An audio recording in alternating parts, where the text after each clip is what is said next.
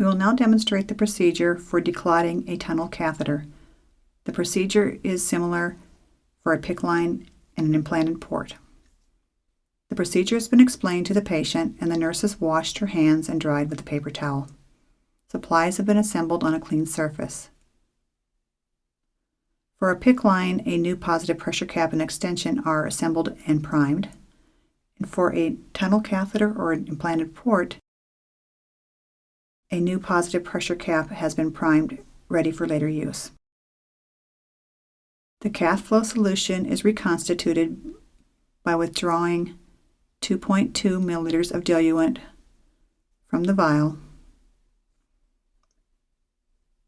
and after cleansing the cath flow vial with alcohol, is inserted into the cath flow vial to be mixed.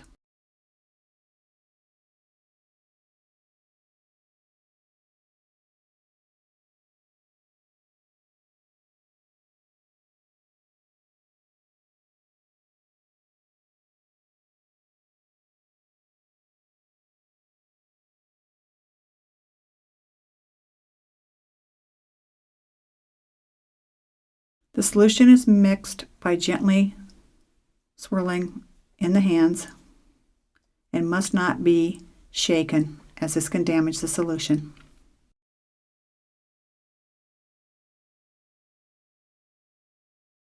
Two milliliters is then withdrawn from the cath flow vial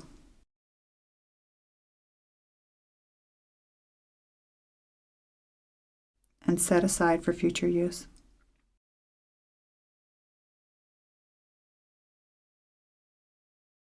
If it is a total occlusion, we will need to use the stopcock method. The nurse will now put on sterile gloves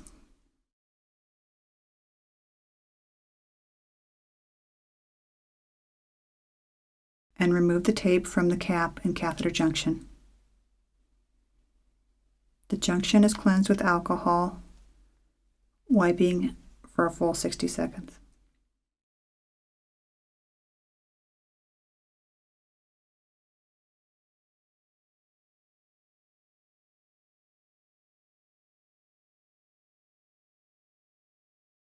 The cap is then removed and the three-way stopcock is attached to the hub of the catheter.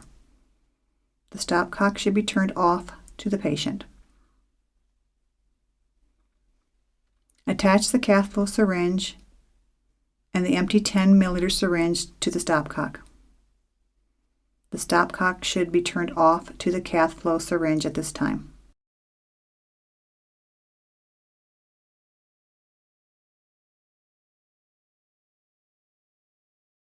You will now aspirate the empty 10 milliliter syringe, then turn the stopcock off to the syringe while maintaining negative pressure.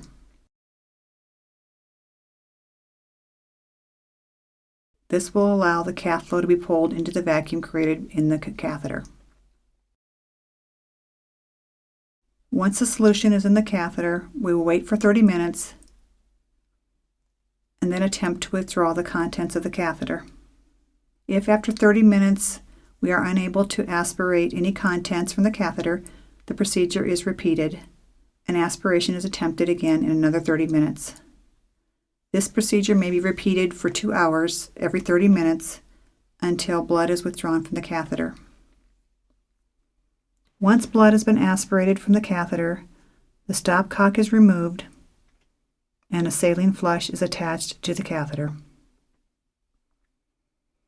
The contents are inserted using a push-pause method, stopping at the last 1/2 milliliter of solution. The catheter is flushed with a second saline flush using the same procedure,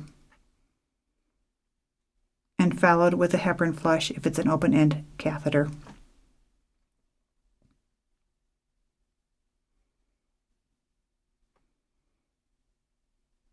A new positive pressure cap is applied and the junction is taped.